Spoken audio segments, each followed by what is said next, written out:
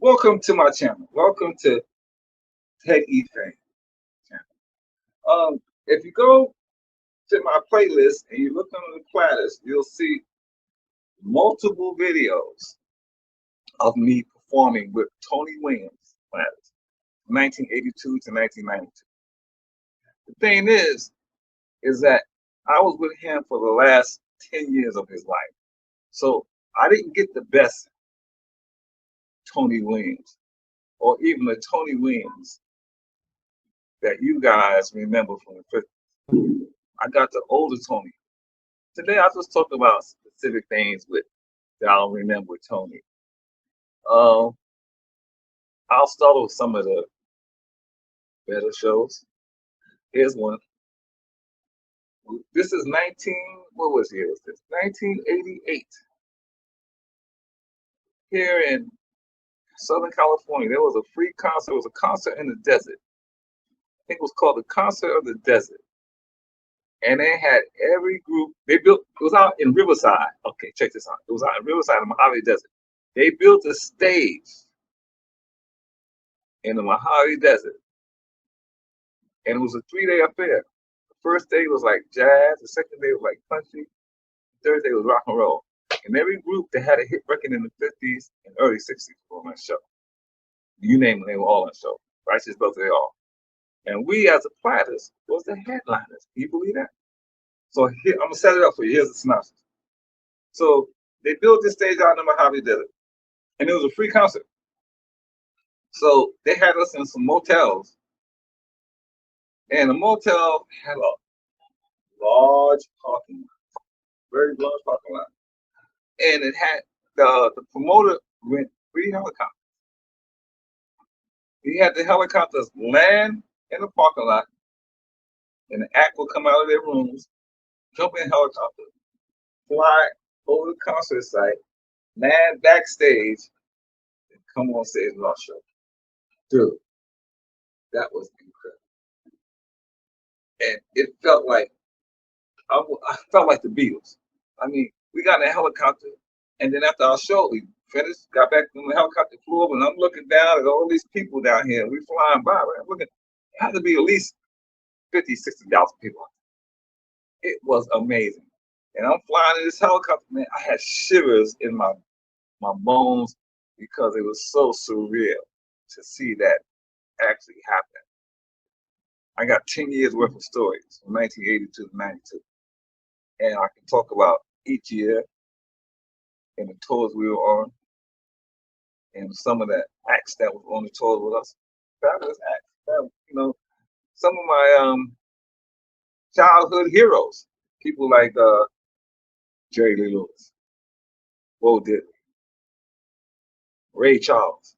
I mean, I actually shared the stage with these people, and I actually performed with some of these people when we did like little encores at the end of the show. We all come out. There's one particular one on Showtime, Rock and Roll Classic Reunions. That's also on my it's in my playlist. Put that up, the full show, about an hour, 30, hour, 40 minutes long, and all the acts on the show. So you can see all the acts. And at the end, we did an encore where every act came out on stage, and we did Rock and Roll Is Here to Stay by Danny and the Dreams. It was amazing. So that's also on my playlist. So right now I post about 30 or so videos of me and my time with the Platters. So there's a bunch of videos of shows, everything from Smoke Gets in Your Eyes, Only You, Great Pretender, Twilight Time, My Prayer, all of them, all the songs. They all there. They all there. So you'll enjoy that. So when you get a chance, you go look at those videos. So when we're doing, here's how it works. When we're doing a show by ourselves, we'll do about an hour 30 minutes, and we'll do all the songs, all the hits plus, and then each member will get a chance to sing a solo song. But when we're on shows where there are multiple acts, We only do the hits. And because the Platters had so freaking many hits, we were always the headliner. So we were always pull the show. So we're gonna do at least 30 minutes of just hits. Just hits. Where some of the other acts, they might have 1, 2, if lucky, 3 hits at the most. We got like how many? 10, 12 hits the Platters had? So we always headline. Except one time. There was one time when we did a show in Atlanta, Georgia at the Omni Civic Center. And Ray Charles was on that show. And Ray Charles headlined at that. We came on just before headline. Ray Charles. I forgot who the other acts were. I think Leslie Gore, Lou Christie, Del Vikings was also on that show. But that was the only time we didn't headline because Ray Charles headlined. Here's a great story about that time. So backstage, Ray Charles, Ray Charles lunch. So he has his room door open. And he will be sitting near the door. So if you walk by the door, you can see Ray sitting there. So after we finished our show, when we came on stage, I walked by Ray Charles' dressing room, and I introduced myself. I said, "Hello, Mr. Charles. I'm Teddy Fane. I'm with the Platters. We just got on stage. Boy, you sound great. I love your voice. Keep on singing. Keep on making it do what it do." Ray Charles said that to me. Blew my mind. I said, Ray Charles knew who I was. I couldn't believe it. It was a high. It was such a great. I'll tell you how effective it was. It was so effective that he inspired me to learn how to play piano. So now I can play the piano because of Ray Charles' inspiration. Took me about 5 years to really get good at it, but I got videos on my playlist of me playing piano and playing Ray Charles songs. What I say? That's right. Playing it just like Ray the whole day. Check it out. The whole intro, man, that was one of my proudest moments to say that not only did Ray Charles inspire me to learn how to play piano, but I also learned how to play one of his biggest hits and one of his hardest songs to play and sing at the same time. What I say. So do me a favor.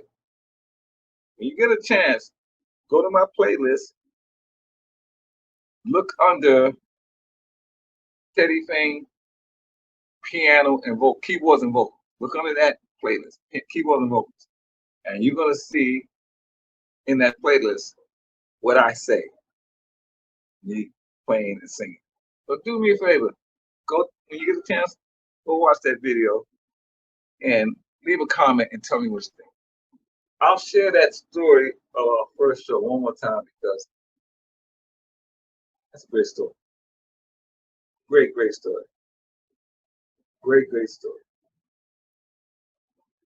So it was 1982. Just through the group. We had rehearsed for like 10 days. And then we had that show. And that show was the Platters, Benny King, the Del Vikings, and the Coasters. That was that show. That was in Inglewood, New Jersey, at the Civic Center. And it was a 5,000 seater, sold out. 5,000 seater, sold out. So this is my first show performing with the Platters. Now, let me just set this up for you. Before I joined the Platters, the most people I've ever probably sung for were maybe about 100, 150 at the most. This was 5,000 people, and it was sold out. So we get to the venue earlier that day to do a sound check. So when you do a sound check, you come into the venue, all the house lights up. So you can see through the whole venue. You can see damn near every seat in the whole venue, because you can see the whole venue. And the first thing that came on my mind was, wow, this is a freaking big ass place, man. Damn. Right? So we get to sound check and nobody's there. Just the band and an act doing the sound check. Nobody else is there. So I was able to take in that whole experience before anybody got there. And I didn't feel anything specific or particular during the sound check. So when we went to the hotel and we got ready, and then later that night we came back to the venue.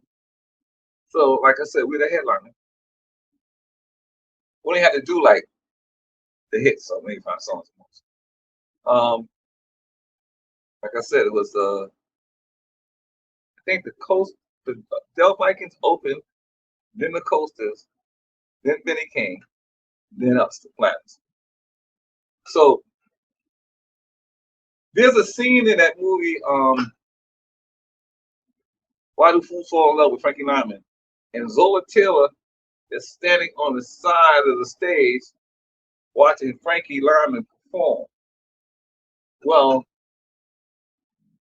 see, vision that scenario will put me as Zola standing on the side of the stage watching all those other groups like the Del Vikings and Benny King perform. So I was just standing in the wings, just watching everybody, taking it all in, loving it, right? So now it's our turn. Time for the Platters going. So now we're all hyped. So now the Platters, we're like a 5-people group. So we line up 5 people in front of the stage. To my far right is Tony, and then next to him is the female, and then in the middle is me, second tenor, and then to my left is the baritone, and to the baritone left is the bass singer. Those are 5-man lineup front. So we walk out to our mics, music playing. I forgot what song we opened up with. Anyway, I looked up. Now, Matt, first of all, when you're on stage and when the house lights go down and just the stage light is up, you can only see maybe about 10 rows deep. That's all you can see. But you can feel the whole room, like this pressure, like you can just feel people on top of you. And it was sold out, 5,000 seats, sold out. So you could feel all the people. I got stage fright. I freaking froze. My mind went blank. I forgot the singing parts. I forgot the dancing parts. You have dance routines. I forgot everything. And I just stood there. And now the music is going. They doing their parts. They singing. Tony singing. I ain't singing shit. I'm just looking down. So the baritone singer standing next to me said, "Teddy, look down at my feet, right? Just watch my feet." So I looked down at his feet. I was watching his feet, right? So I'm watching his feet. I'm imitating what his feet is doing. I ain't looking up. I'm not looking out in that audience because I shit on myself. But I'm looking at his feet. While I'm looking at his feet, I start feeling it coming back. Oh, okay. So now I start remembering the dance steps. So I start doing this dance step. I ain't singing yet. I'm just doing the dance steps. And then the notes start coming back. I start remembering my note. Oh, I got my note. My note's back. But I'm still not looking up. I'm up at the mic and I'm singing down into the mic, looking down at my feet, not looking at the audience because I didn't want to freeze up again. Luckily, it was a headliner show where we only did like 20, 25 minutes, so only like 5, 6 songs. So by the time we got to I would say the third song, I was comfortable enough to remember the stuff, and I started getting back into it. Now, honestly, I still wasn't looking out there. I was looking to my left, to my right. I was looking at these guys, and I never felt that sense of stage fright in my life. But I got through it. And the funny thing about it was, I'm not sure how much did the audience pick up on what was happening. Guys in the band, boy, they got me good. They joked me. They joked me, man. They was like, "You rookie. I thought you was gonna throw up, man. I thought you was gonna pee on yourself, man." The other guy said, "I thought you was gonna shit on yourself, man."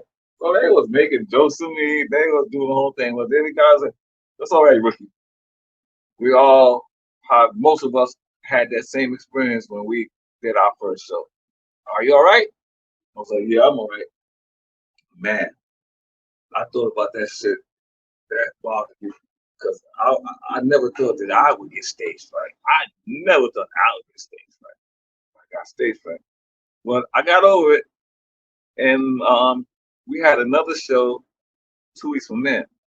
So we had time to do some more rehearsing, and they made sure to let me know that you're still a rookie, but you should be okay now. And believe it or not, after that particular performance in that show, I got better. It took me about, I'll be honest, I'm not gonna lie to you, 'cause this is a big time now. And I'm coming from amateur status to the big times. It took me about at least 3 or 4 shows before I was totally comfortable being on stage, knowing my parts and knowing that I'm gonna do everything just right. It took me about 3 or 4 shows before I got that comfortable with that. But once I got it, it was it. That was it. It was no looking back. Once I got it, I'm telling you right now, once I got it, I was good. I was good. I was totally comfortable. Now I was looking forward to getting on that stage. Now I can't wait to get on stage. I can't wait because now I know everything. I'm confident. I just can't wait to get on stage now. So from that point on, everything started getting better, better. And the thing that I really appreciated the most about the time that I was in the group, it was in the '80s. So there was this revival of that '50s doo-wop music. So it wasn't that, and I think it was because that movie came out, "Why the Fools Fall in Love" by Frankie Lyman, and then Diana Ross had a hit record with that song, "Why the Fools Fall in Love." So that all happened around the same thing, 82, 83, 84, early '80s to the end '80s. So it was a big revival with that whole rock and roll thing. So we was working a lot. And here's a great thing about it. When I got in the group, is when we started doing all our overseas shows. We was out of the country damn near every month. We was in a different country. You know, from Europe to Asia to the Caribbeans. We did all the Caribbeans. From Aruba, Puerto Rico, Dominican Republic, all the Caribbeans, the Virgin Islands, and we did Asia, Singapore, Japan, Hong Kong. We did the major Asian countries that can afford us. We didn't go to the smaller countries that can afford us. So we did, and then we toured all through Europe, so Austria. Oh, I got a great story about Austria. I'm going to tell that story. That's a great story. I'll talk about that in the next episode.